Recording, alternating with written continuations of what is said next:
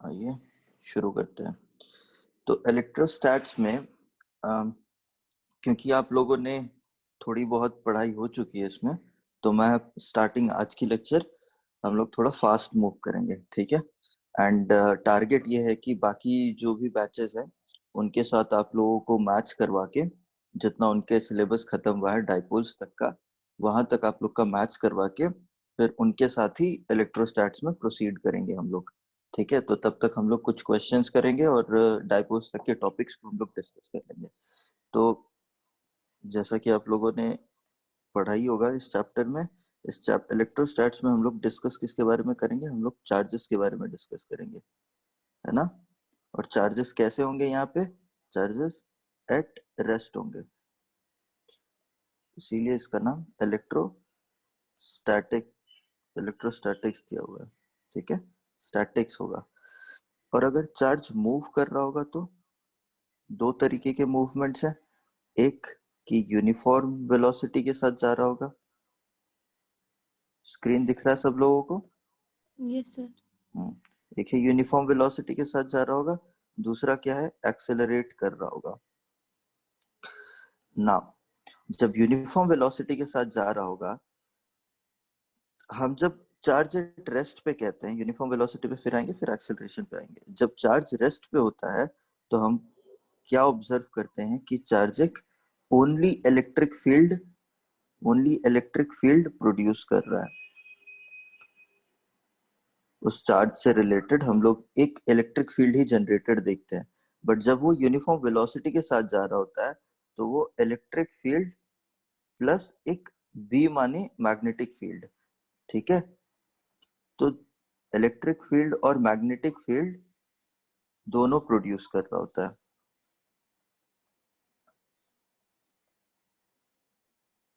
अगर जब एक्सेलरेट कर रहा होता है तो मैक्सवेल्स इलेक्ट्रोमैग्नेटिक थ्योरी जो है, हम लोग मैग्नेटिज्म खत्म होने के बाद वही चीज पढ़ेंगे। तो मैक्सवेल्स इलेक्ट्रोमैग्नेटिक थ्योरी कहता है कि वो एक इलेक्ट्रोमैग्नेटिक वेव जनरेट करता है। कौन, क्या, चार्ज पार्टिकल, ठीक है। चार्ज पार्टिकल एक इलेक्ट्रोमैग्नेटिक वेव जनरेट करता है, ठीक है, जिसमें इलेक्ट्रिक फील्ड भी होता है एंड इसमें मैग्नेटिक फील्ड भी होता है, ठीक है। एंड ये दोनों इलेक्ट्रिक फील्ड और मैग्नेटिक फील्ड एक दूसरे को परपेंडिकुलर होता है एंड ये परपेंडिकुलर होता है जिस डायरेक्शन में प्रोपोगेट कर रहा होता है ये वेव, ठीक है। तो जब चार्ज रेस्ट पे होता है तो electric field only electric field produce करता है। जब चार्ज रेस्ट पे होता है तो ओनली इलेक्ट्रिक फील्ड प्रोड्यूस होता है। जब चार्ज यूनिफॉर्म वेलोसिटी के साथ जा रहा होता है तो बोथ प्रोड्यूस होता है, इलेक्ट्रिक फील्ड और मैग्नेटिक फील्ड। और जब चार्ज एक्सेलरेट कर रहा होता है तो इलेक्ट्रोमैग्नेटिक वेव प्रोड्यूस होता है ना। चार्ज को हम डिफाइन कैसे करते हैं, जैसे कि मास एक प्रॉपर्टी है मैटर का, वैसे ही charge is a property of matter.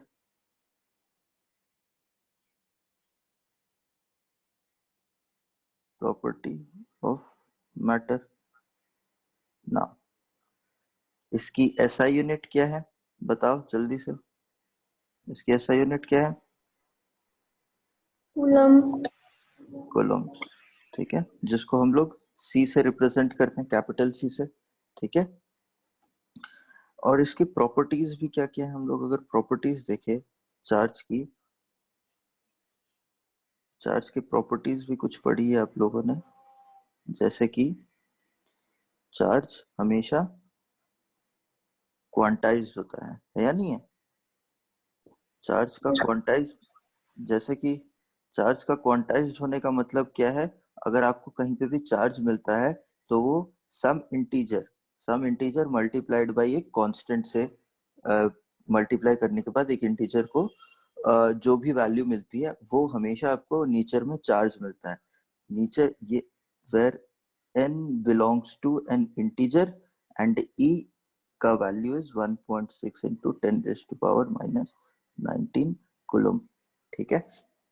तो आपको नेचर में कभी भी in nature charges never found as fractional multiple of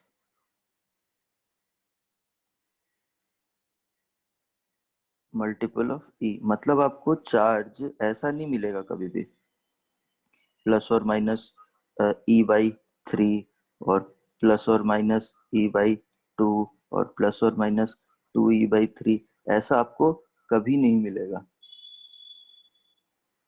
but आप जब अपने हायर स्टडीज में पढ़ोगे, अभी तो नहीं, जब आप अपने हायर स्टडीज में पढ़ोगे कि क्वार्क्स के बारे में, किसके बारे में, क्वार्क्स के बारे में। क्वार्क्स क्या है? सब एटॉमिक पार्टिकल है, सब एटॉमिक पार्टिकल है। हम क्या कहते हैं कि एक एटम के अंदर जो न्यूक्लियस है, एटम के अंदर क्या है, न्यूक्लियस है, और उसके बाहर इलेक्ट्रॉन्स मूव कर रहे हैं। एंड ये न्यूक्लियस किससे बना हुआ है? प्रोटॉन से और न्यूट्रॉन से। तो ये जो प्रोटॉन एंड न्यूट्रॉन है, ये बने होते हैं मेड अप ऑफ क्वार्क्स। ठीक है, मेड अप ऑफ क्वार्क्स। तो जब these are made up of quarks, quarks के पास फ्रैक्शनल चार्जेस होते हैं। Quarks have fractional charges, but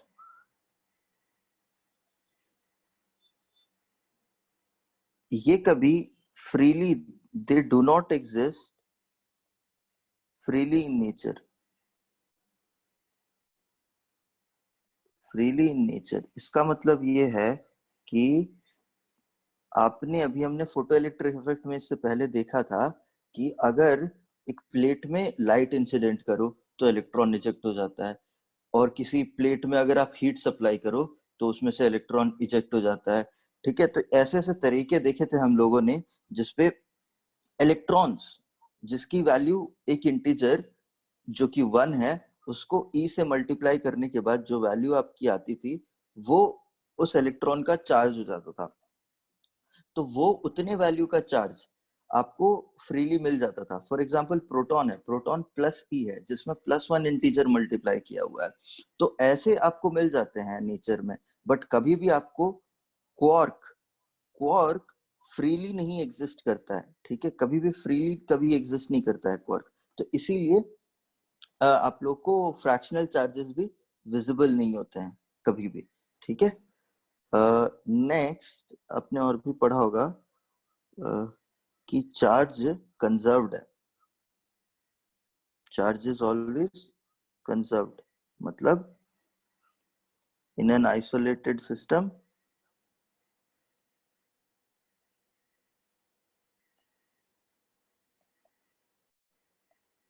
total charges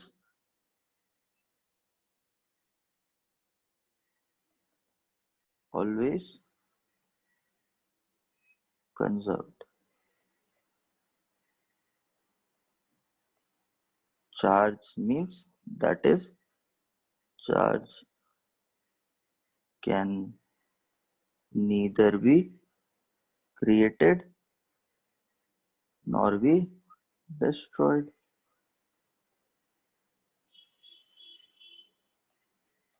Now, simple सा है। ठीक है, ये तो इतना कुछ सिंपल ही है। जैसे एनर्जी कंजर्व होता है, जैसे मोमेंटम कंजर्व होता है, वैसे ही एक सिस्टम से दूसरे सिस्टम में चार्ज ट्रांसफर होता है। कहीं पे चार्ज डेफिशिएंट होगा, कहीं पे चार्ज अबंडेंस होगा। और हम लोग अभी देखेंगे जब हम चार्जिंग मैकेनिज्म्स में रबिंग करते हैं, जिसमें फ्रिक्शन से चार्जेस ट्रांसफर होते हैं, कंडक्शन करते हैं जिसमें टच से चार्जेस ट्रांसफर होते हैं, और हम लोग क्या करेंगे, हम लोग और इंड्यूस करवा के भी चार्ज ट्रांसफर करेंगे। ठीक है, तो ये कंजर्वेशन वाली प्रॉपर्टी हो गई, ये क्वांटाइजेशन वाली प्रॉपर्टी हो गई, और थर्ड वाला है कि थर्ड में क्या बोलोगे, charge is invariant. Charge is invariant मन माने, चार्ज इज इनवेरिएंट माने अगर दो फ्रेम लेते हो आप, ये एस फ्रेम ले लो, ये फ्रेम ऑफ रेफरेंस माने समझते हो ना, फ्रेम ऑफ रेफरेंस माने समझते हो, ठीक है। तो अगर यहाँ पे आप चार्ज रखते हो और ये चार्ज को v वेलोसिटी देते हो, तो यहाँ पे क्या है, S dash is the body's frame और S is the observer's frame and S dash moves with v velocity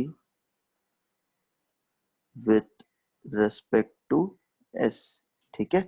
तो ये जो यहाँ पे एक बॉडी आपने जो ली हुई है, ये बॉडी के पास कुछ चार्ज है q, ठीक है, कुछ चार्ज है q, और ये बॉडी मूव कर रही है विथ वेलोसिटी v, ठीक है।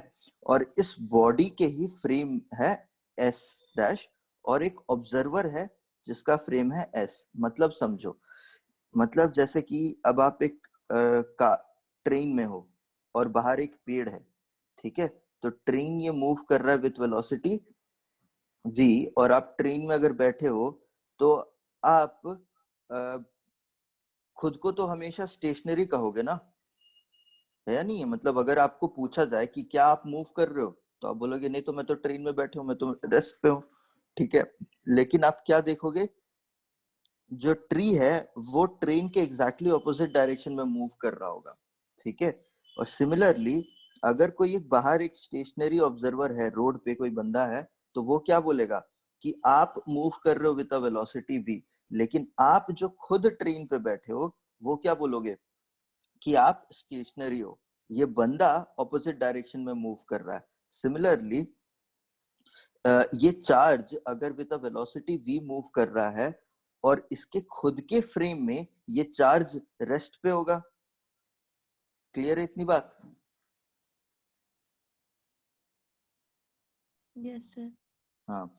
और ये ऑब्जर्वर क्या कहेगा कि ये चार्ज, इस ऑब्जर्वर स्टेशनरी है, इसके रेस्पेक्ट में ये चार्ज मूव कर रहा है विद अ वेलोसिटी v।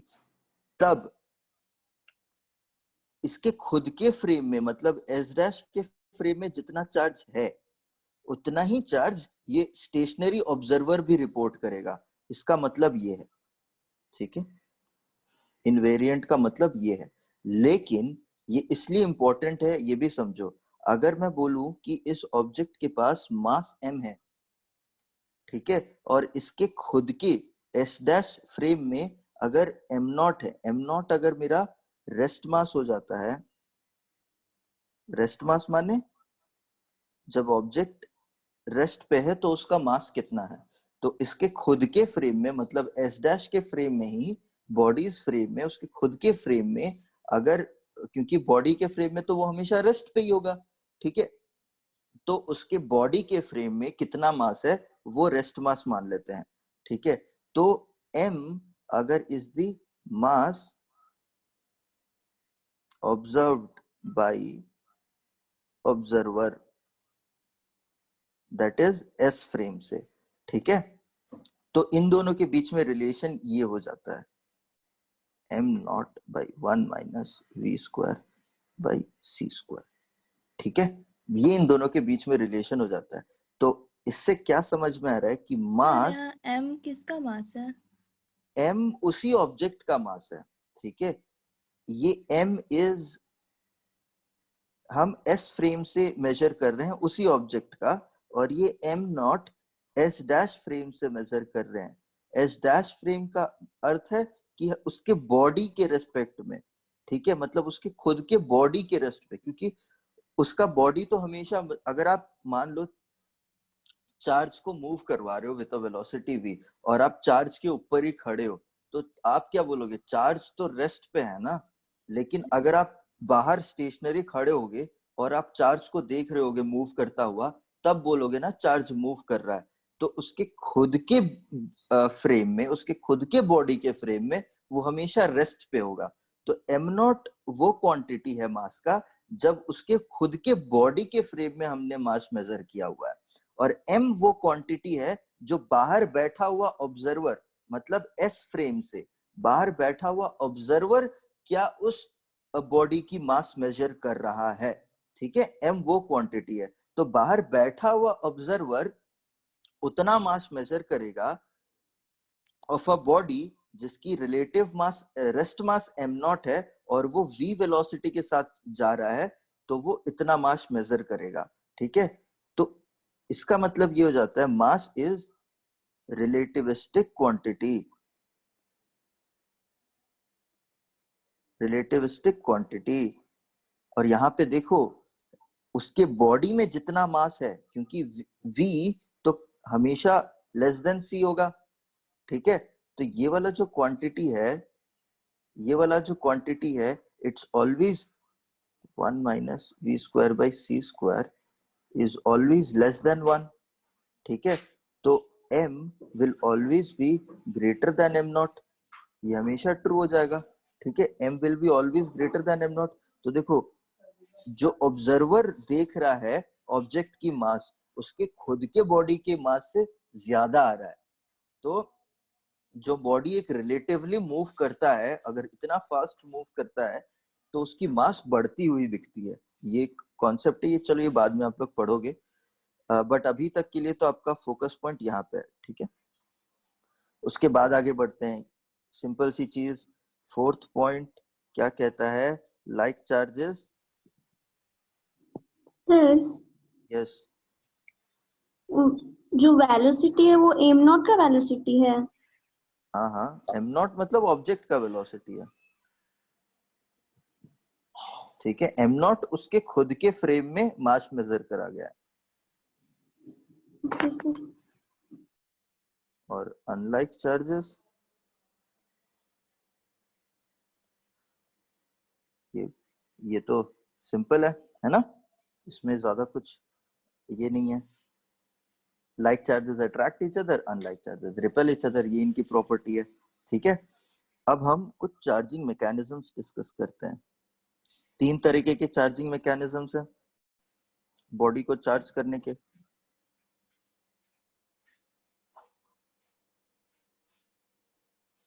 है ना, क्या क्या है बताओ जरा। पहला वाला by friction.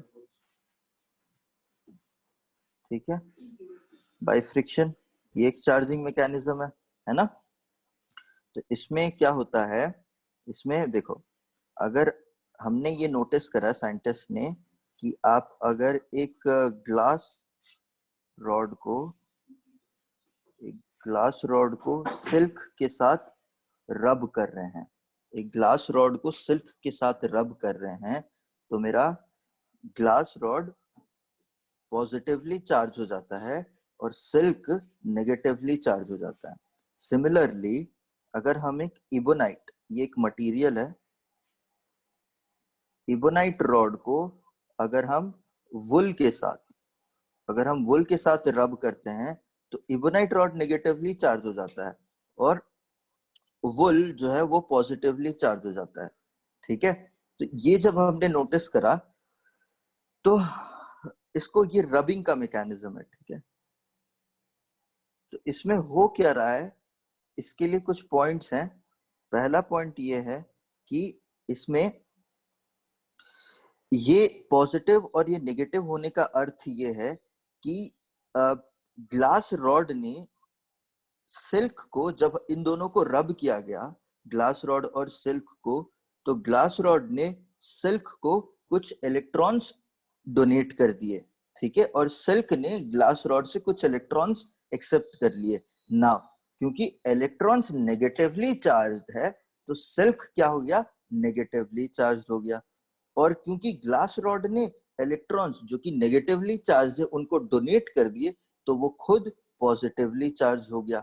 Similarly ebonite, ebonite वाले केस में क्या हुआ, जब हमने उसको वुल से रब किया तो यहाँ पे हुआ ये कि इबोनाइट रॉड ने वुल से इलेक्ट्रॉन्स एक्सेप्ट कर लिए, तो वुल के पास इलेक्ट्रॉन डेफिशिएंसी हो गया और वो पॉजिटिवली चार्ज हो गया, एंड इबोनाइट रॉड के पास इलेक्ट्रॉन एबंडेंस हो गया तो वो नेगेटिवली चार्ज हो गया। तो उस इसमें क्या है, बाय फ्रिक्शन, इसमें याद रख लेना, बाय फ्रिक्शन और रबिंग में कर रहे हैं, there is transfer of charges, और इसमें ये भी याद रख लेना, दैट मीन्स अगर चार्ज ट्रांसफर हो रहा है मतलब there is transfer of mass as well, क्योंकि चार्जेस के पास मास है और जिस बॉडी मतलब सिल्क क्या करेगा, मास गेन करेगा क्योंकि इसको इलेक्ट्रॉन्स मिल रहा है। सिमिलरली इबोनाइट क्या करेगा, मास गेन करेगा क्योंकि इसको इलेक्ट्रॉन्स मिल रहा है। तो ग्लास रॉड क्या करेगा, इलेक्ट्रॉन्स लूज कर रहा है तो इसका वेट मास कम हो जाएगा। सिमिलरली वुल का भी मास कम हो जाएगा, जो लूज करेगा इलेक्ट्रॉन्स उसका मास कम हो जाएगा, जो गेन कर रहा है इलेक्ट्रॉन्स उसका मास बढ़ जाएगा।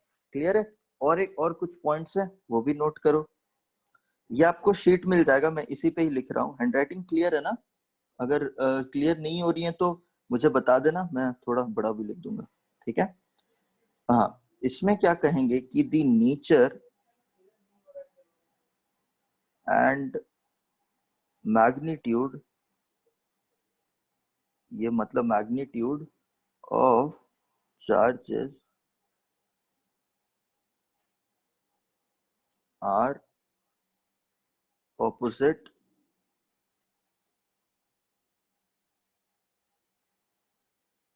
मतलब nature is opposite and magnitude is same, ठीक है?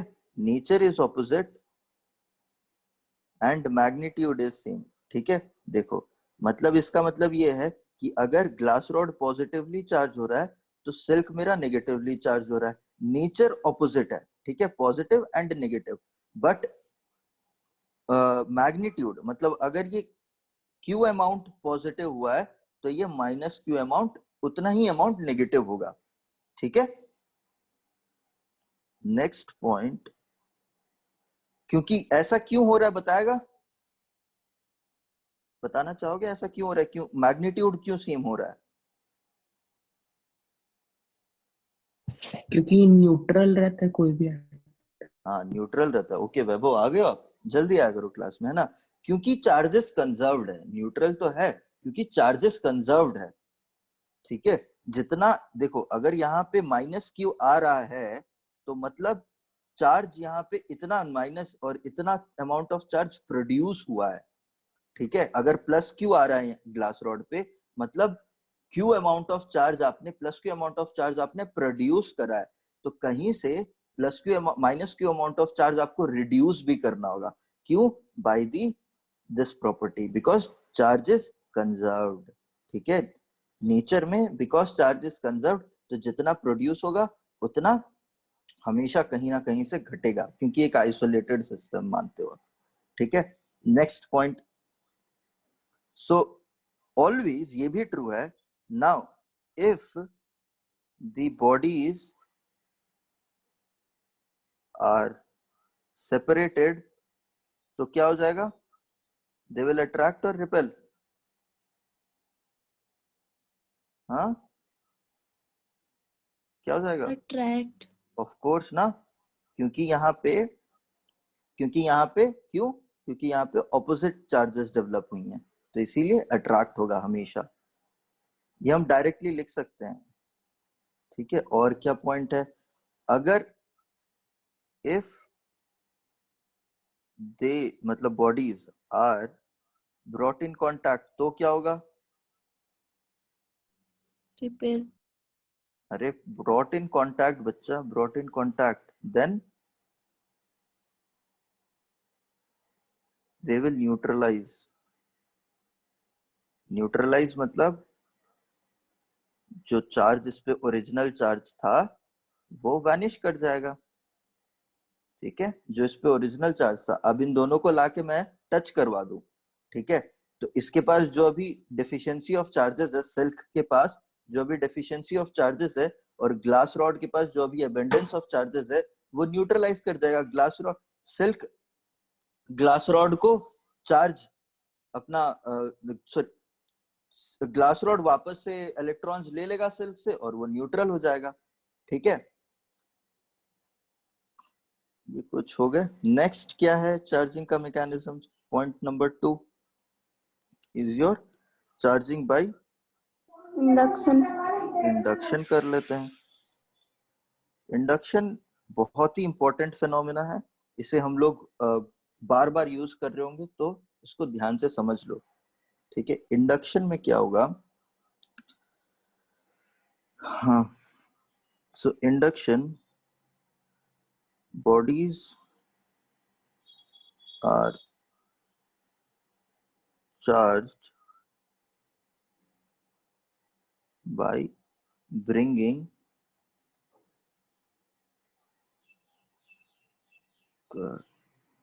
already charged body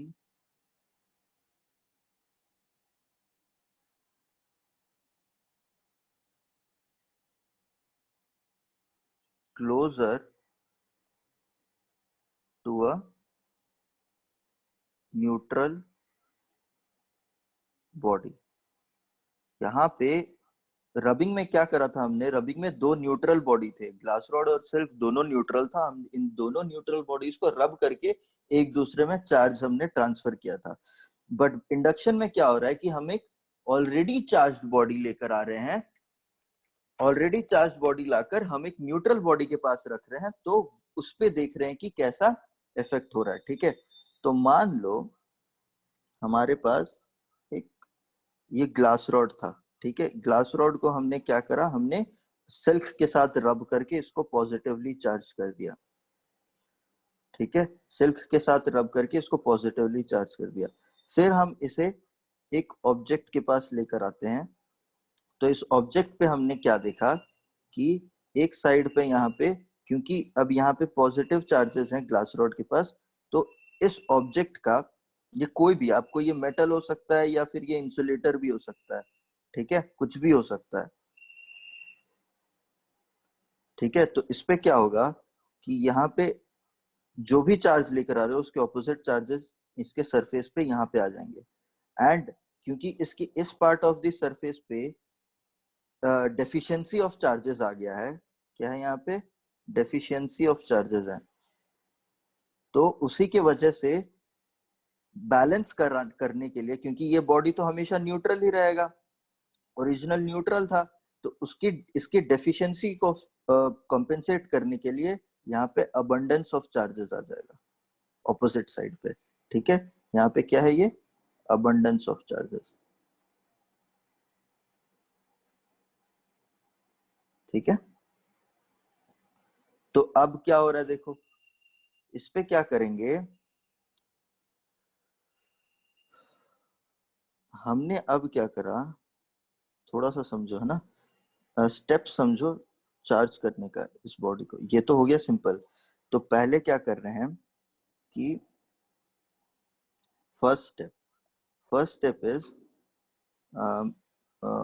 ये मेरा सब बॉडी है, इसको हम एक स्विच लगाया है और ये अर्थिंग है, ठीक है।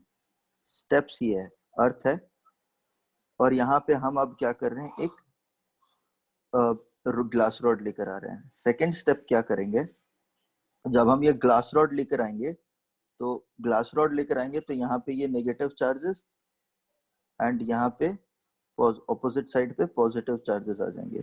फिर हम क्या करेंगे, उस ग्लास रॉड को रखते ही, इसको ग्लास रॉड को रखेंगे और क्या करेंगे हम लोग, स्विच को क्लोज कर देंगे अर्थ के साथ। तो क्या करेगा, स्विच को जैसे ही क्लोज कर देंगे तो यहाँ पे जो नेगेटिव वैसे ही रहेंगे, बट यहाँ पे, यहाँ से अर्थ, क्योंकि अर्थ के पास, हमेशा याद रखना, अर्थ के पास अबंडेंस ऑफ इलेक्ट्रॉन्स है, अर्थ के पास ऑलवेज अबंडेंस ऑफ इलेक्ट्रॉन्स है। तो अर्थ क्या, अपने में से इलेक्ट्रॉन्स फ्लो करवाएगा बॉडी के तरफ। तो जब यहाँ पे पहले पॉजिटिव अबंडेंस ऑफ चार्जेस था, अब वहां पे इलेक्ट्रॉन्स ट्रांसफर होने की वजह से डेफिशिएंसी ऑफ चार्जेस आ जाएगा, ठीक है। माइनस मतलब डेफिशिएंसी एंड प्लस मतलब अबंडेंस ऑफ चार्जेस, ठीक है। तब अब हम क्या कर रहे हैं, इसके बाद क्या करेंगे कि बोथ अर्थिंग को हटा देंगे, अर्थिंग, एंड देन जो ग्लास रॉड है, बोथ रिमूव कर देंगे। और जब ये करेंगे तब क्या होगा मेरे को जो लेफ्ट ओवर रहेगा वो देखो, दोनों उस पे पूरा का पूरा नेगेटिव चार्जेस आ जाएगा। ठीक है, सो this is a method of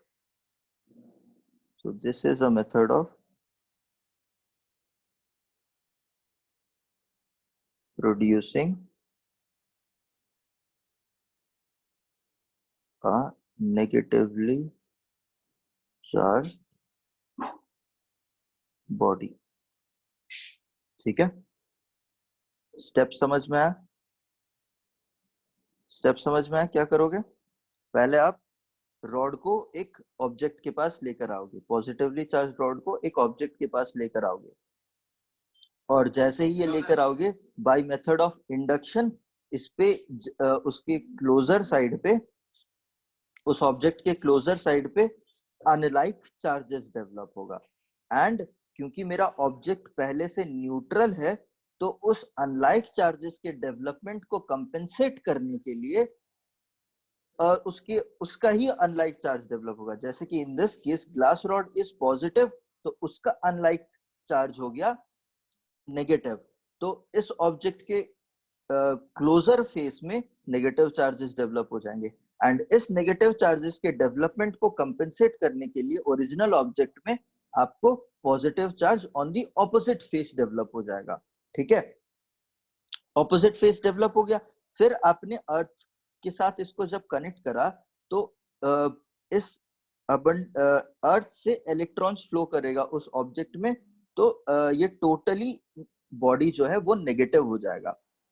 फिर हमने ग्लास अर्थिंग को रिमूव करा, फिर हमने ग्लास रॉड को रिमूव करा, तो जो लेफ्ट ओवर आइटम है वो हमारा जो स्फीयर है वो पूरा का पूरा नेगेटिवली चार्ज हो जाएगा। तो this is a method of producing a negatively charged body. ठीक है, इसमें कंडक्शन में इतना ही पॉइंट्स है।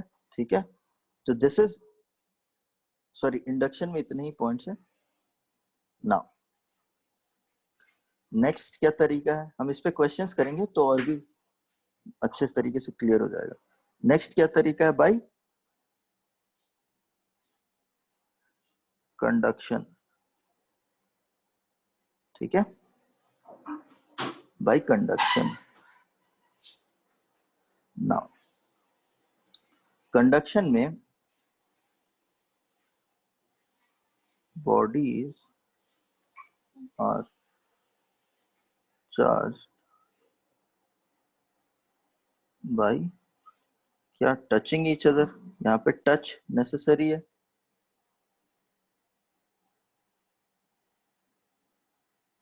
इंडक्शन में कोई टच की जरूरत नहीं थी, सिर्फ बॉडी को क्लोजर लेकर आया गया था। ठीक है, कोई टच की जरूरत ही नहीं थी।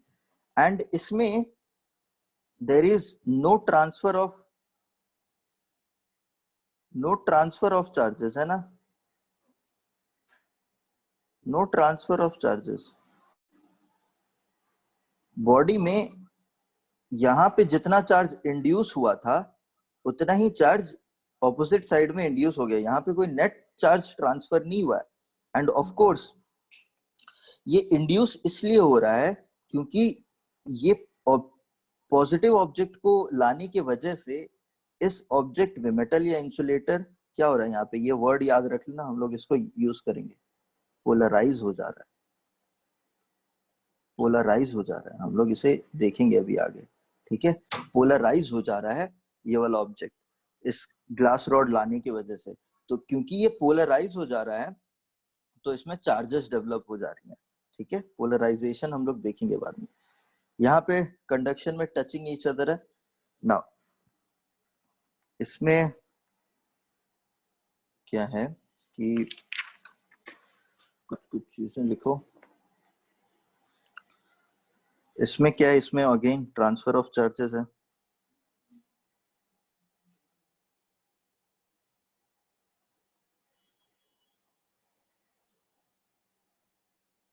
और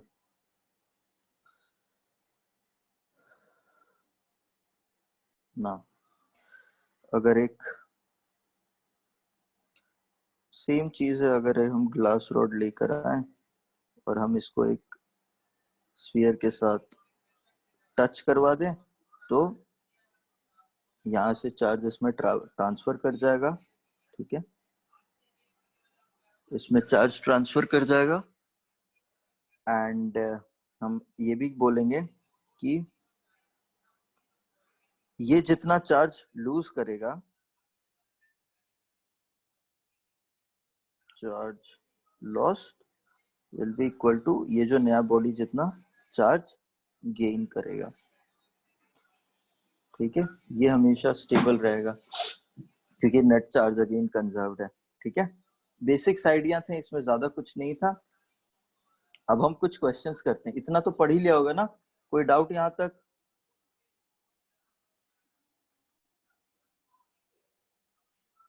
नहीं है? ओके, क्वेश्चंस देखो। क्वेश्चन है, हमारे पास 3 बॉडी है ए बी सी।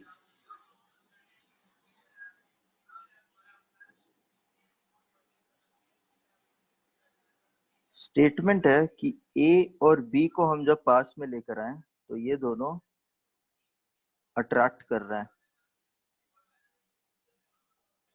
फिर हमने क्या करा, बी और सी को जब हम पास में लेकर आए तो ये दोनों रिपेल कर रहा है। अब बताओ, जब हम ए और सी को पास में लेकर आएंगे तो क्या करेगा? जल्दी।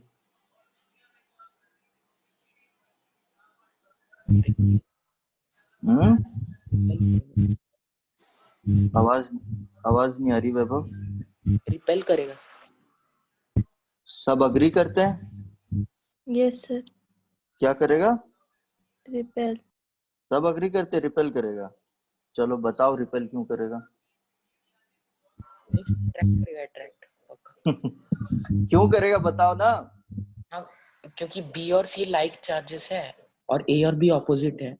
हाँ, good good use of words. जब ये अट्रैक्ट कर रहा है तो मतलब A and B are like charges, sorry unlike charges, है ना। And B and C are like charges. तो इन दोनों का चार्जेस ऑपोजिट है, इन दोनों का चार्जेस सेम है। मतलब ए और सी का चार्जेस लाइक है अनलाइक है? अनलाइक। अनलाइक है, सिंपल। तो ये अनलाइक होने की वजह से ये लोग अट्रैक्ट करेंगे, ठीक है ना। Next question. अगेन हमारे पास 3 बॉडीज हैं।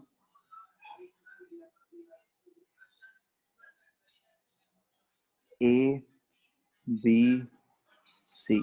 ए के पास 3 मिली कूलम चार्ज है, बी के पास 3 मिली कूलम चार्ज है एंड सी के पास -6 मिली कूलम चार्ज है। पहला हमने क्या करा, ए और बी को टच करा। क्या करा? टच। ए और बी को टच करवाया।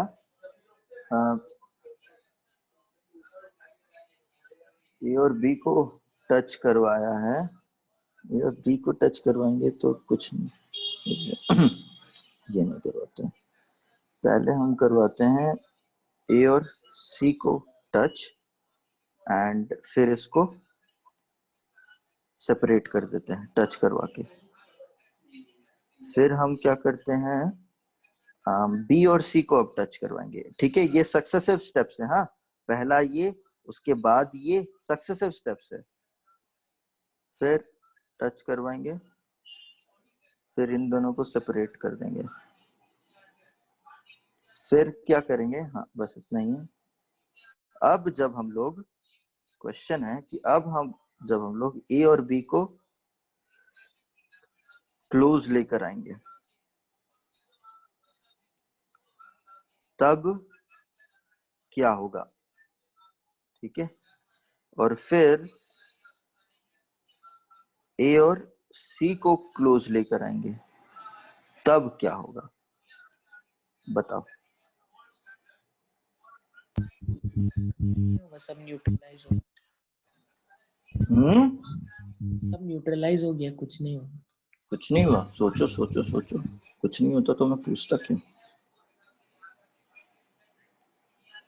यहाँ पे एक छोटा सा कॉन्सेप्ट आपको पता चलेगा।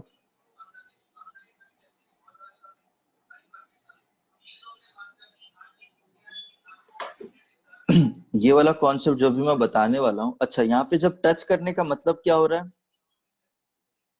टच करने का मतलब, कंडक्शन। वेरी गुड, कंडक्शन हो रहा है टच करने का मतलब। ठीक है, तो देखो ये समझो, अभी तक मैं एक वर्ड मतलब, अच्छा, पोटेंशियल का नाम सुना है? इलेक्ट्रिक पोटेंशियल, ठीक है। ये वाला वर्ड हम अभी यहाँ पे नहीं यूज करेंगे, ठीक है, बट ये जब मैं पोटेंशियल डिस्कस कर लूंगा बाद में, तब आपको यहाँ पे जो भी प्रोसेस है एक्सप्लेन जो मैं करूंगा उसका एक्सप्लेनेशन आपको मिल जाएगा, ठीक है। बट ये चीज समझो, जब हम दो बॉडीज को टच कर रहे हैं कंडक्शन होगा, आपको ये तो पता है। इन दोनों बॉडीज को, इसके पास अगर Q1 चार्ज है और इसके पास Q2 चार्ज है, दोनों को टच करेंगे तो अगर Q1 ग्रेटर देन Q2 है तो यहाँ से यहाँ चार्ज फ्लो करेगा, अगर Q2 ग्रेटर देन Q1 है तो ऑपोजिट साइड चार्ज फ्लो करेगा। बट क्वेश्चन इज, कब तक चार्ज फ्लो करेगा? कब तक चार्ज फ्लो करेगा?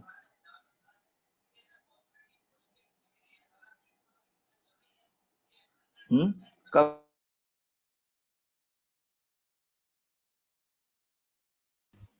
जब तक, इक्वल, दोनों चार्ज इक्वल नहीं होगा तब। हाँ ठीक है, सही कह रहे हो, जब तक चार्ज इक्वल नहीं होगा, ठीक है। लेकिन ये समझो,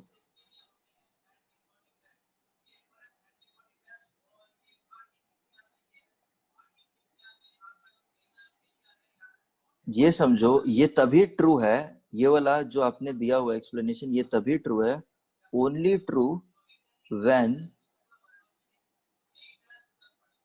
both the bodies are of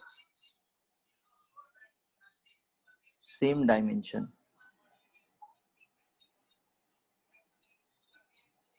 ठीक है। लेकिन अगर डिफरेंट डायमेंशन का हो गया तो आप कहोगे कि तब तक होगा जब तक पोटेंशियल दोनों बॉडीज के,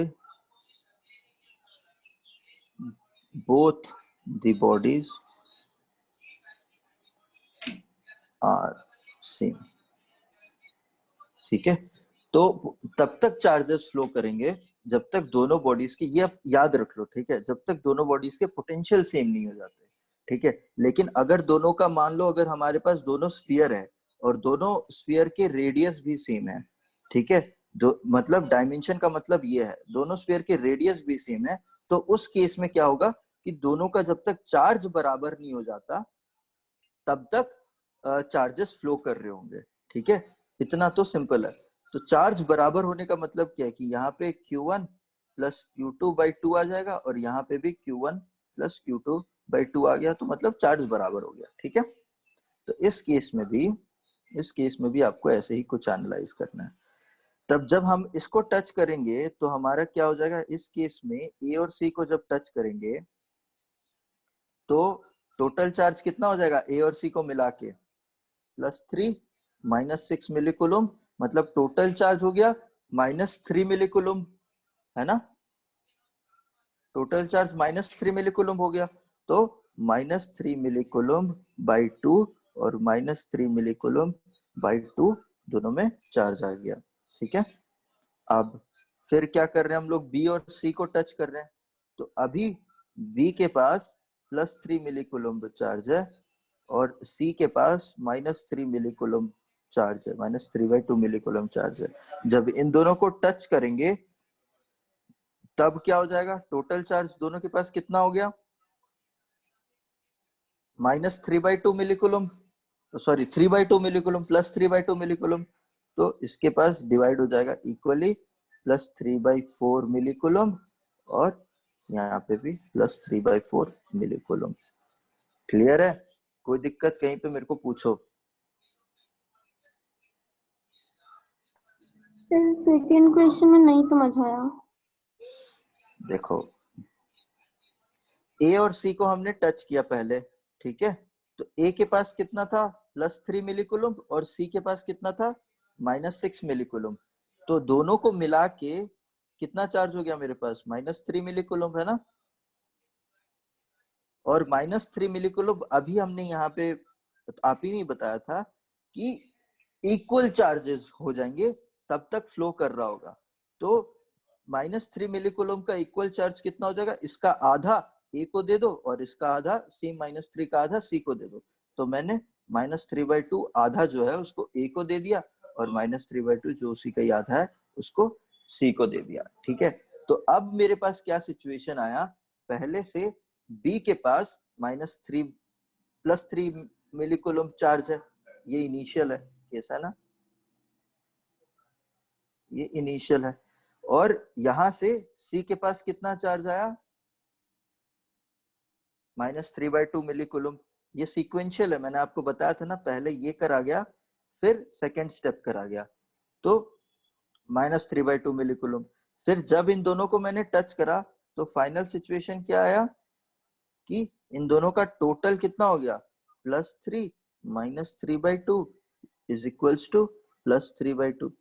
तो इसका आधा बी के पास चला गया और बचा कुछ आधा सी के पास चला गया। क्लियर है अभी। Yes, sir. तो अब आप मुझे बताओ, जब मैं ए और बी को क्लोजर लेकर आऊंगा, जब ए और बी को क्लोजर लेकर आऊंगा तो क्या होगा, ए मेरा क्या है, ए मेरा ए के पास चार्ज इतना है, कितना -3/2 मिली कूलम, और बी के पास चार्ज कितना है, +3/2 मिली कूलम। क्या इक्वल एंड ऑपोजिट है या नहीं है इसका आंसर। हाँ बताओ बताओ वैभव बताओ। बी में 3/4 मिलीकूलम है ना। हाँ 3/4 मिली कूलम, हाँ तो दिख नहीं रहा था ठीक से, 3/4 मिली कूलम। ठीक है, 3/4 मिली कूलम। तो जो कुछ भी है दोनों ऑपोजिट है ना, इक्वल नहीं है बट ऑपोजिट है। ए और बी, इसके पास -3/2 मिली कूलम है और बी के पास +3/4 मिली कूलम है। तो ये क्या करेंगे, एक दूसरे को अट्रैक्ट करेंगे। सिमिलरली इसके लिए बताओ कि क्या है, ए और सी। ए के पास क्या है, -3/2 मिली कूलम और सी के पास +3/4 मिली कूलम। तो दोनों भी अट्रैक्ट करेंगे। सिंपल कॉन्सेप्ट क्लियर है। क्या कॉन्सेप्ट लगेगा, ये पोटेंशियल वाला फैक्ट जो है वो आपको जब पोटेंशियल पे आएंगे तो ज्यादा अच्छे तरीके से क्लियर होगा। ठीक है, बट अभी तक तो इतना समझ जाओ जो मैंने यहाँ पे आपको एक्सप्लेन किया है। ठीक है, okay next question again one interesting question. देखो इस पे क्या करेंगे, अगेन हमारे पास 3 है। ठीक है, 3 ब्लॉक्स हैं। तो आपको अभी एक सेकेंड रुक जाओ, कहा जा रहा है कि जब हमने ये देखा कि ए और बी को रब करा है, क्या करा है, रब करा है, तो मुझे ए पे पॉजिटिव चार्ज मिलता है और बी पे नेगेटिव चार्ज मिलता है। और हमने क्या देखा, जब हमने ए और सी को रब करा तो हमें ए पे अब नेगेटिव चार्ज मिलता है और सी पे अब पॉजिटिव चार्ज मिल जाता है। ठीक है, तो अब आपको बताना है कि बी और सी को जब हम रब करेंगे तो हमें बी और सी पे क्या चार्ज मिलेगा, बताओ सोचो और बताओ।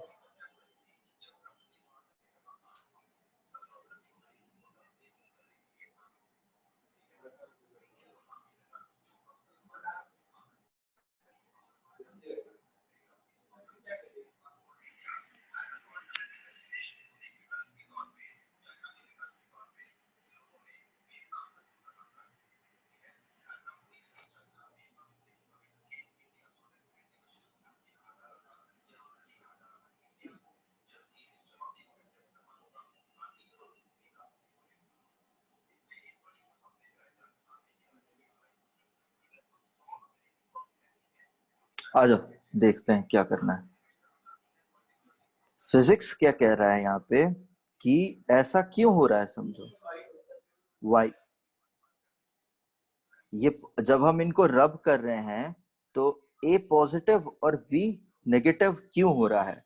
क्योंकि, बताओ, क्योंकि ट्रांसफर ऑफ चार्जेस हो रहे हैं। ठीक है, ट्रांसफर ऑफ चार्जेस हो रहे हैं। ठीक है, चार्ज कहां से कहां तक ट्रैवल कर रहा है? बिकॉज जो पॉजिटिव चार्जेस हैं वो आपके होते हैं प्रोटॉन में, एटम्स में, प्रोटॉन में होते हैं। और नेगेटिव चार्जेस कहां पे होते हैं? इलेक्ट्रॉन्स में होते हैं। एंड प्रोटॉन होता कहां पर है? न्यूक्लियस में होता है। और न्यूक्लियस इतना अंदर है तो ये तो, और भारी भी है, इलेक्ट्रॉन से अंदर भी है और भारी भी है। ठीक है, तो प्रोटॉन्स जो कि न्यूक्लियस में है ये जनरली मूव नहीं करते हैं क्योंकि ये बहुत ही अंदर है, बहुत ही छोटा है और बहुत ही भारी है, बहुत ही डेंस है। लेकिन इलेक्ट्रॉन जो कि फ्रीली रिवॉल्व कर रहे होते हैं न्यूक्लियस के अराउंड इन दी एटम, तो ये इलेक्ट्रॉन्स फ्लो कर सकते हैं। ठीक है, तो जब भी हम ट्रांसफर ऑफ चार्जेस की बात कर रहे होते हैं तो ये बेसिकली फ्लो ऑफ इलेक्ट्रॉन्स की बात हो रही होती है। पहली पॉइंट। दूसरी पॉइंट ये है कि जब हम रब कर रहे होते हैं तो अगर कोई बॉडी नेगेटिवली चार्ज हो गया है, like in this case B पे, तो मतलब बी क्या करा है? इन दिस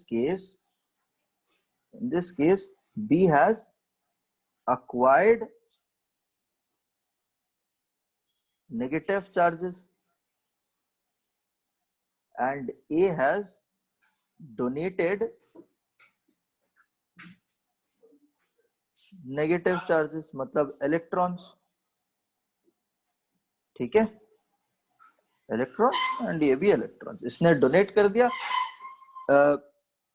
बी ने अक्वायर कर लिया। और ऐसा ए, अब क्वेश्चन आपको पूछना है टू आंसर दिस क्वेश्चन, इतना तो आपको मैंने पहले ही बता दिया था रबिंग वाले में, बट अब इसको, इस क्वेश्चन को आंसर करने के लिए आपको क्वेश्चन ये पूछना है कि भैया ए डोनेट क्यों कर रहा है, अगर कर रहा है तो क्यों कर रहा है, और बी एक्सेप्ट कर क्यों रहा है? ऐसा क्या हो गया कि आपने तो ये तो समझ लिया कि हो, अगर ये बी नेगेटिव चार्ज है तो वो एक्वायर कर रहा है एंड ए डोनेट कर रहा है, बट ए डोनेट क्यों कर रहा है और बी एक्वायर क्यों कर रहा है? क्योंकि ए इसलिए डोनेट कर रहा है बिकॉज ए के पास अबंडेंस है। किसका अबंडेंस है? Abundance of electrons. And B इसलिए एक्वायर कर रहा है बिकॉज इसके पास डेफिशिएंसी है। ठीक है, तो क्योंकि ए हमारा with respect to B, and ये अबंडेंस क्या है? These are relative terms, relative terms है ये। तो हम क्या बोलेंगे कि A has abundance of electrons with respect to B. Clear? Similarly, second case में बता दो किसके पास abundance है? In this case, C के पास, C has abundance of electrons with respect to A. तो A के पास B से ज्यादा इलेक्ट्रॉन्स है, C के पास A से भी ज्यादा इलेक्ट्रॉन्स है। ठीक है, तो जब हम लोग C और B को रब करेंगे तो कौन डोनेट करेगा? A के पास B से ज्यादा इलेक्ट्रॉन्स है, C के पास A से भी ज्यादा इलेक्ट्रॉन्स है। तो जब हम C और B को रब करेंगे तो कहां से कहां जाएगा? C से B को जाएगा। तो C से अगर B को जा रहा है तो C क्या हो गया मेरा? नेगेटिव। हाँ, C से B, हाँ C से ये पॉजिटिव हो गया ना, और B नेगेटिव हो जाएगा। सिंपल, समझ गए ना क्या करना है? ठीक है, ये इसके पीछे फिजिक्स है। नेक्स्ट क्वेश्चन करें, कोई डाउट इसमें?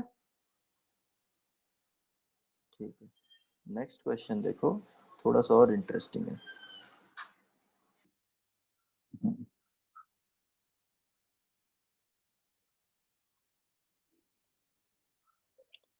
नेक्स्ट क्वेश्चन क्या कह रहे हैं, हमारे पास मानो कि दो स्फीयर है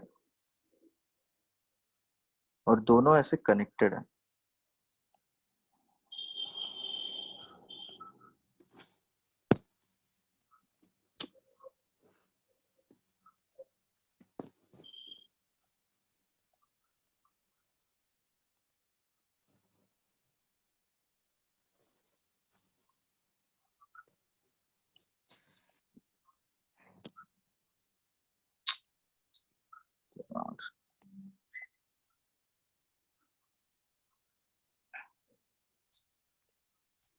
हटाओ इसको, और एक स्फीयर ऐसा है मान लो, ठीक है, दोनों ऐसे टचिंग है एक दूसरे को।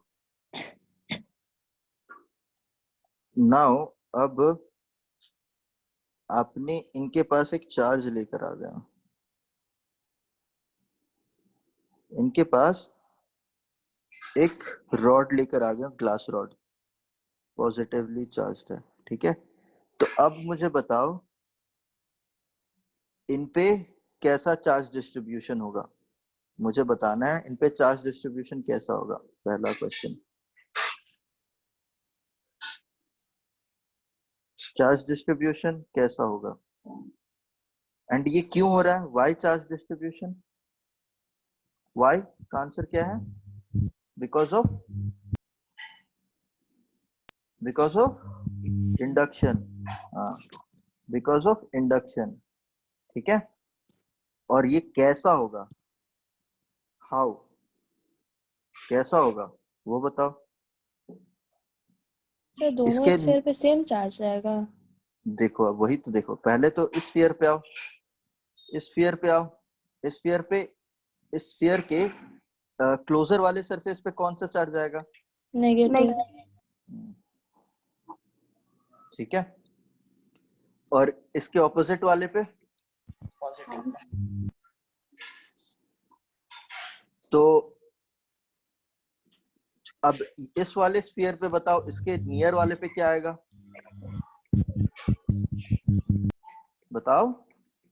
नेगेटिव। नेगेटिव। और तो फिर इसके ऑपोजिट वाले पे, पॉजिटिव। हाँ, सिंपल, इतना तो सिंपल है, चार्ज डिस्ट्रीब्यूशन आपने बता दिया। तो अब ये देखो, ये वाले सेक्शन पे जो इनका, जहाँ पे सटे हुए हैं, तो यहाँ पे अबंडेंस है इस वाले पार्ट में, और यहाँ पे सॉरी, यहाँ डेफिशिएंसी है और यहाँ पे अबंडेंस है, तो ये दोनों एक दूसरे को न्यूट्रलाइज कर लेंगे, तो ये वाला पार्ट तो आप आराम से भूल सकते हो, ठीक है, ये वाला टोटली जीरो होगा, ठीक है। नाउ तो आपको सिचुएशन कैसा मिलेगा कि आपको नहीं, यहाँ पे रॉड रखा हुआ है और यहाँ पे जो स्फीयर है और इसके साथ जो मिला हुआ है, यहाँ पे आपको नेगेटिव मिल जाएगा, इसका ये वाला जो चार्ज है उसका ऑपोजिट यहाँ पे मिलेगा, और उसका ऑपोजिट पे आपको इसका ऑपोजिट मिलेगा, ठीक है। क्लियर है इतनी बात, ये आपका अभी का चार्ज डिस्ट्रीब्यूशन आ गया। अब क्वेश्चन आस्क्स यू कि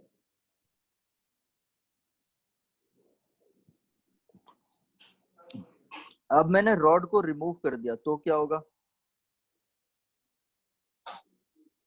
क्या होगा, रॉड को, न्यूट्रल हो जाएगा। हाँ, न्यूट्रल हो जाएगा, ठीक है। आखिरी क्वेश्चन है, इसके बाद मैं आपको छोड़ दूंगा। उसके बाद अब मुझे ये बताओ, जो इंड्यूस चार्ज है उनके मैग्नीट्यूड क्या है,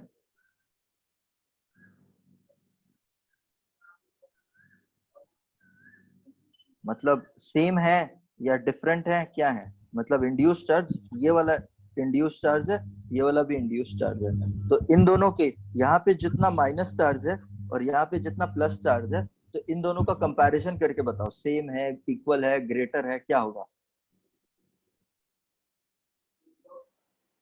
इक्वल होगा। क्यों होगा इक्वल? न्यूट्रलाइज। अभी नेगेटिव क्यों होगा इक्वल? जो एक्स चार्ज कंजर्व रहता है। वेरी गुड, ठीक है, क्योंकि चार्ज कंजर्व होते हैं। जितना चार्ज क्रिएट होगा उतना चार्ज डिस्ट्रॉय भी होगा। Now question, next question is, अब क्या कर रहा हूं, पहले मैं, ये सिचुएशन हो गया, ये सिचुएशन के बाद मैं क्या कर रहा हूं, दोनों स्फीयर्स को सेपरेट कर रहा हूं, spheres separated and then rod removed. ठीक है, तब क्या होगा बताओ? स्फीयर्स आर सेपरेट, मैंने पहले इन दोनों पे चार्ज आने दिया इस तरीके से, जो आपका सेटअप है उसमें। उसके बाद मैंने क्या करा, दोनों स्फीयर को सेपरेट करा एंड उसके बाद मैंने रॉड को हटाया, तो क्या होगा? एक स्फीयर इलेक्ट्रॉन डेफिशिएंट हो जाएगा और एक इलेक्ट्रॉन एबंडेंट। वेरी गुड, तो जो लेफ्ट वाला स्फीयर है वो फुली नेगेटिव हो जाएगा और जो राइट वाला स्फीयर है वो फुली पॉजिटिव हो जाएगा। क्लियर है ये बात? ठीक है, तो ये भी एक तरीका हो गया। So this is also a method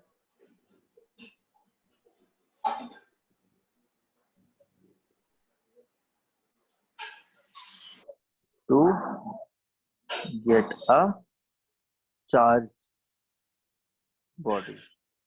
जैसे कि अर्थिंग से करा था ना, एक नेगेटिवली चार्ज बॉडी लिया था अर्थिंग करके, तो इस मेथड से हम लोग एक नेगेटिवली चार्ज स्फीयर और एक पॉजिटिवली चार्ज स्फीयर हम लोग को दोनों मिल जाएगा।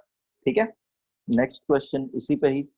सर हाँ, ये लास्ट वाला समझा दीजिए कैसे एक स्फीयर पूरा नेगेटिव सिंपल है चार्ज हो बच्चा, जाएगा। देखो, हाँ सिंपल है, देखो ये रॉड रखा हुआ है, मतलब मेरे पे दोनों पे ऑपोजिट ये वाला इस तरीके का चार्ज डिस्ट्रीब्यूशन आया हुआ है। ठीक है, अभी जो सिचुएशन है ये वाला सिचुएशन है। ठीक है, अब इस सिचुएशन से मैंने इस स्फीयर को जब अलग किया और इस स्फीयर को अलग किया, तो इस स्फीयर में ए वाले स्फीयर और बी वाला स्फीयर मान लो, तो ए वाले स्फीयर में सिर्फ नेगेटिव चार्जेस है, ठीक है, और बी वाले स्फीयर में सिर्फ पॉजिटिव चार्जेस है।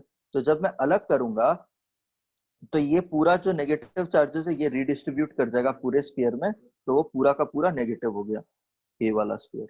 और बी वाले स्फीयर में क्योंकि पूरा पॉजिटिव चार्जेस है, तो वो पूरा पॉजिटिव चार्जेस रीडिस्ट्रीब्यूट कर जाएगा ऑन दी सरफेस और वो पॉजिटिव हो गया। एंड अब जब हम रॉड को रिमूव करेंगे, तो क्योंकि ये तो अपना चार्जेस अक्वायर कर चुका है, अब रॉड रिमूव करने का चार्जेस से कोई लेना देना है नहीं, तो हमने बाय मेथड ऑफ इंडक्शन दोनों स्फीयर्स में चार्जेस इंड्यूस करवा दिए।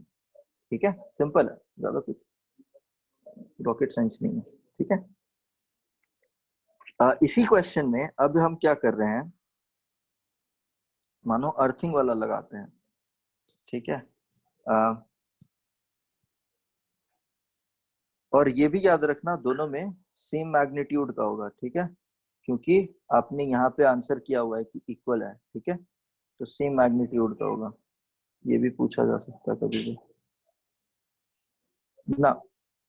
क्वेश्चन इज, हम लोग अभी ये कर रहे हैं कि इस सिचुएशन के बाद, सब कुछ इसी सिचुएशन के बाद हो रही है। ठीक है, इस सिचुएशन के बाद A and B are separated very far apart, and now q, sorry, rod को,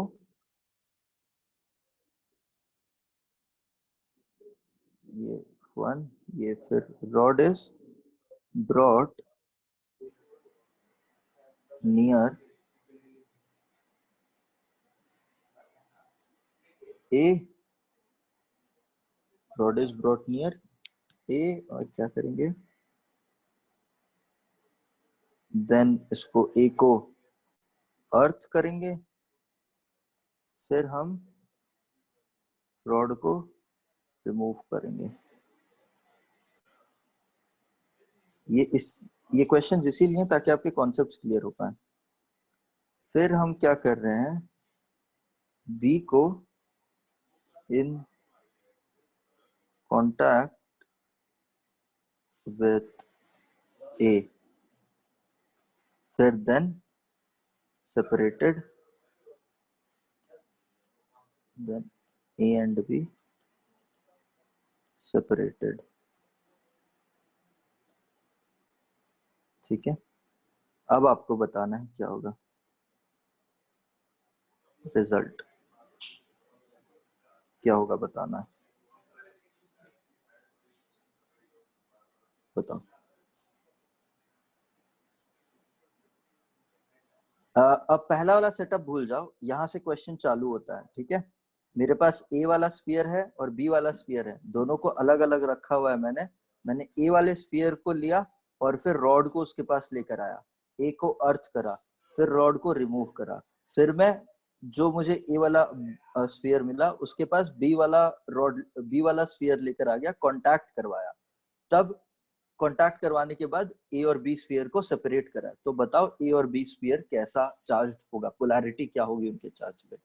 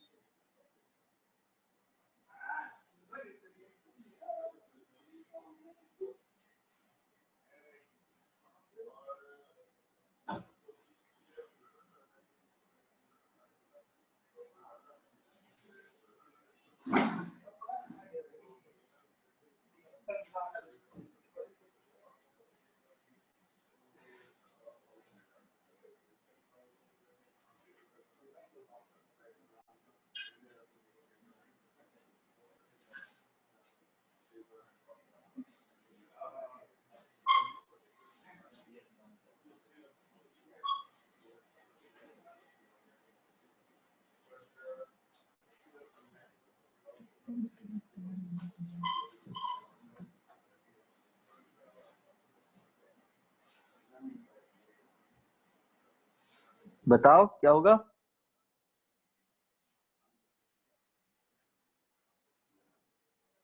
दोनों एंड्स में नेगेटिव चार्ज आ जाएगा, दोनों very sphere. Good, very good, very good. Both will be negative. कोई डाउट, किसी को भी डाउट है तो मैं बताऊंगा क्यों होगा। सर क्यों होगा? आ जाओ देखते हैं क्यों होगा। दोनों फार फार सेपरेटेड है अभी। ठीक है, दोनों, ये ए है ये बी है। फिर हमने क्या करा, ए को लिया, रॉड को लेकर आ गए, रॉड पॉजिटिवली चार्ज था तो ए पे क्या हो जाएगा, यहाँ पे नेगेटिव आ जाएगा और यहाँ पे पॉजिटिव आ जाएगा। फिर इधर पे हम इसको अर्थ कर रहे हैं तो क्या हो जाएगा, रॉड को रखा हुआ है और फिर ये अर्थ से यहाँ पे इलेक्ट्रॉन्स फ्लो करेगा तो ये पूरा का पूरा नेगेटिव हो जाएगा, पूरा का पूरा नेगेटिव हो गया। एंड फिर हम रॉड को रिमूव करेंगे तो ये एक ही बात हो रही है, सिर्फ रॉड को रिमूव करेंगे तो ये स्फीयर पूरा का पूरा हर जगह से नेगेटिव ही रहेगा। अब हर जगह से नेगेटिव है, ये ए ब्लॉक हो गया, ए स्फीयर हो गया। अब जब हम बी स्फीयर को इसके साथ कांटेक्ट पे लाएंगे तो बी स्फीयर पे भी ये इलेक्ट्रॉन्स ट्रांसफर कर देगा। ठीक है, तो अब क्या हो जाएगा, ए स्फीयर पे माइनस रहा और बी स्फीयर पे भी माइनस आ जाएगा। ठीक है, और क्या होगा, अगर इस पे क्यू चार्ज है तो इस पे q/2 और इस पे q/2 आ जाएगा। ठीक है, तो यहाँ पे क्या हो रहा है, यहाँ पे इंडक्शन हो रहा है, सॉरी यहाँ पे नहीं हो रहा है इंडक्शन, कहाँ पे इंडक्शन हो रहा है, इंडक्शन यहाँ पे हो रहा है, यहाँ पे इंडक्शन हो रहा है और यहाँ पे कंडक्शन हो रहा है। ठीक है, क्लियर है क्यों होगा, ये रिजल्ट है, फाइनल रिजल्ट, दोनों नेगेटिवली चार्ज हो जाएंगे। ठीक है, सिमिलर बताओ ये वाला, ऊपर की तरह सेम है, एफ वाला पार्ट सेम, सब कुछ सेम करा हुआ है, लेकिन जब बी को हमने, मतलब ये फोर्थ वाले स्टेप पे चेंज कर रहे हैं, जब हम बी को कांटेक्ट पे ला रहे हैं ए पे तब ए भी बी को अर्थ कर रहे हैं, ठीक है। जब ए को कांटेक्ट पे ला रहे हैं, इस केस में यहाँ पे बी को अर्थ कर दिया गया है, ठीक है। तब क्या होगा, उसके बाद फिर सेपरेट कर रहे हैं, तब क्या होगा?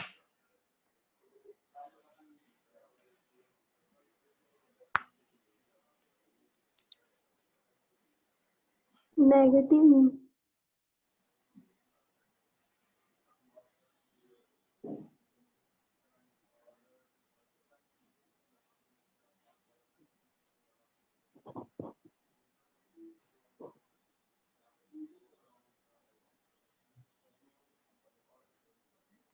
तो जब हम अर्थ करेंगे, मैं फिर यहां से ही उठा ले रहा हूं, ठीक है। I am picking up from here, इसको यहाँ ड्रॉ कर रहा हूँ। तो अब सिचुएशन ये है कि ये रॉड रखा हुआ है, ये पॉजिटिव, ये सॉरी रॉड को हमने हटा दिया ना। तो सिचुएशन ये है कि यहाँ पे इसका नेगेटिव हो गया एंड ये हर जगह पर नेगेटिव है, एंड इसके साथ हमने बी ब्लॉक को जोड़ा हुआ है, और बी ब्लॉक क्या है, अर्थड है। बी ब्लॉक जब अर्थड है, तो जब ये इलेक्ट्रॉन इस पे ट्रांसफर करेगा, तो क्योंकि ये अर्थड है, तो ये पूरा इलेक्ट्रॉन यहाँ से फ्लो कर जाएगा, ठीक है। तो ये जितना इस पे ट्रांसफर करता जा रहा है, ये पूरा इलेक्ट्रॉन, ये ए है और ये बी है, ए जितना बी पे ट्रांसफर करेगा, बी उतना अर्थ को भेज देगा, ए फिर और ट्रांसफर करेगा, बी अर्थ पे भेज देगा। तो जब तक पूरा ट्रांसफर हो गया, हाँ सर आप बोले अर्थ इलेक्ट्रॉन ले सकता है? नहीं, अरे यार, अर्थ के पास, ये समझो, अर्थ के पास इलेक्ट्रॉन्स का अबंडेंस है, ठीक है। इलेक्ट्रॉन्स का अबंडेंस है। अब अबंडेंस होने का मतलब क्या है, अर्थ राउंड है एक तो, ठीक है। तो अर्थ हमेशा नेगेटिव पोटेंशियल पे है, ये समझो तुम, ठीक है। अर्थ हमेशा नेगेटिव पोटेंशियल पे है, तो ये हमेशा अपना पोटेंशियल, जहां पे अगर एक्सेस ऑफ इलेक्ट्रॉन्स है, तो वो और एक्सेस ऑफ इलेक्ट्रॉन्स ग्रैब कर लेगा, और अगर कोई बॉडी हायर पोटेंशियल पे है, तो उसका पोटेंशियल वो ड्रॉप कर देगा, ठीक है। हमेशा इलेक्ट्रॉन्स देगा नहीं, ऐसा मत समझो कि हमेशा इलेक्ट्रॉन्स देगा वो, उसके पास अबंडेंस है, ये फैक्ट पे है, ठीक है। लेकिन तो इसीलिए लाइटनिंग भी होती है। बात समझो, जब भी इलेक्ट्रॉन अर्थ की अर्थिंग कर रहे हैं, तो अगर कोई बॉडी पॉजिटिव पोटेंशियल पे, हायर पोटेंशियल पे है, और उस हायर पोटेंशियल वाले को आपने अर्थ करवा दिया, ठीक है। एक ऑब्जेक्ट हायर पोटेंशियल पे, हायर पोटेंशियल वाले ऑब्जेक्ट को आपने अर्थ करवा दिया, तो वो अर्थिंग के वजह से उस हायर पोटेंशियल वाले ऑब्जेक्ट की पोटेंशियल अर्थ घटा देगा, और अगर लोअर पोटेंशियल वाले ऑब्जेक्ट को आपने अर्थ करवाया हुआ है, तो उसकी पोटेंशियल वो बढ़ा देगा, ठीक है। अर्थ ऐसा करता है। अगर आप ऐसा भी समझो कि आपके घर पे जो सॉकेट लगा रहता है, उस सॉकेट पे एक पोर्ट आपका अर्थिंग का होता है या नहीं है? ये किस लिए होता है? इसलिए होता है कि जो भी डिवाइस आप कनेक्ट कर रहे हो, जो भी डिवाइस आप कनेक्ट कर रहे हो, उस डिवाइस में करंट फ्लो के कारण, ड्यू टू करंट फ्लो, कुछ चार्जेस रिसाइड करने लगते हैं उस डिवाइस में, ठीक है। Charges reside on the device. तो कभी कभी फ्रिज को आप टच करते हो, तो आपको थोड़ा सा लगता है चार्ज फ्लो होने की तरह, शॉक टाइप का लगता है। तो वो इसलिए नहीं लगता है क्योंकि उसमें से करंट फ्लो हो रहा है, इसलिए लगता है क्योंकि उसमें से करंट फ्लो हो रहा है, और उस करंट फ्लो होने की वजह से उस फ्रिज के ऊपर थोड़े से चार्जेस आ जाते हैं। तो अगर आपने अर्थिंग सही से करा हुआ है उस फ्रिज का, तो क्या होगा, जितना भी उसके सरफेस पे चार्ज रिसाइड कर रहा है, इलेक्ट्रॉन्स रिसाइड कर रहा है, वो उस अर्थिंग वाला कैप्चर करके अर्थ को भेज देगा। यही काम होता है बेसिकली अर्थिंग का, ठीक है। अगर एक्सेस ऑफ चार्ज है वहां पे, तो वो एब्जॉर्ब कर लेगा। अगर डेफिशिएंसी ऑफ, ये मतलब उसके पास एक्सेस ऑफ इलेक्ट्रॉन्स है, तो वो एब्जॉर्ब कर लेगा, और अगर उसके पास डेफिशिएंसी ऑफ इलेक्ट्रॉन्स है, तो वो इलेक्ट्रॉन्स दे देगा, ऐसा समझ लो, ठीक है। एक्सेस ऑफ चार्ज नहीं, एक्सेस ऑफ इलेक्ट्रॉन्स, ठीक है। यहाँ पे अगर वो एक्सेस ऑफ इलेक्ट्रॉन्स है ऑब्जेक्ट के पास, विथ ऑब्जेक्ट, तो अर्थ अब्सॉर्ब कर लेगा वो एक्सेस ऑफ इलेक्ट्रॉन्स। अगर वो ऑब्जेक्ट के पास डेफिशिएंसी ऑफ इलेक्ट्रॉन्स है, चार्ज नहीं, यहाँ पे डेफिशिएंसी इलेक्ट्रॉन्स की बात हो रही है, ठीक है। डेफिशिएंसी ऑफ इलेक्ट्रॉन्स है, तो अर्थ प्रोवाइड करेगा और डोनेट करेगा। ठीक है, क्लियर है? तो इस केस में आप समझ गए ना, इस केस में दोनों न्यूट्रल हो जाएगा, क्योंकि जितना भी उसके पास इलेक्ट्रॉन्स एक्सेस वो अर्थ फ्लो करवा देगा पूरा, एंड दोनों न्यूट्रल हो जाएगा। क्लियर है इतनी बात?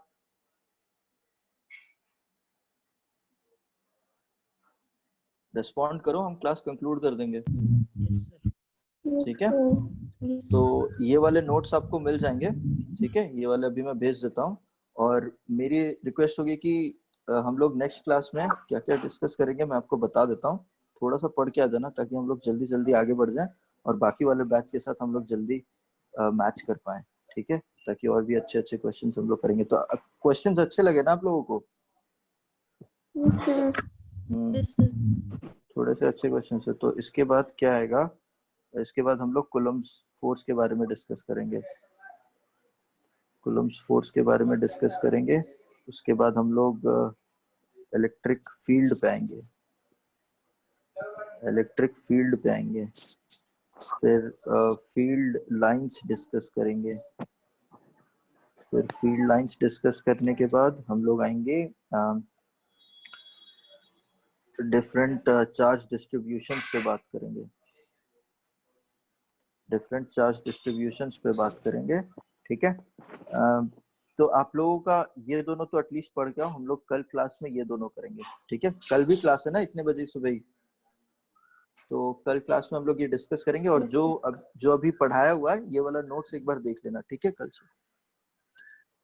ठीक है, थैंक यू, क्लास बंद करते हैं। ठीक है, थैंक यू गाइस।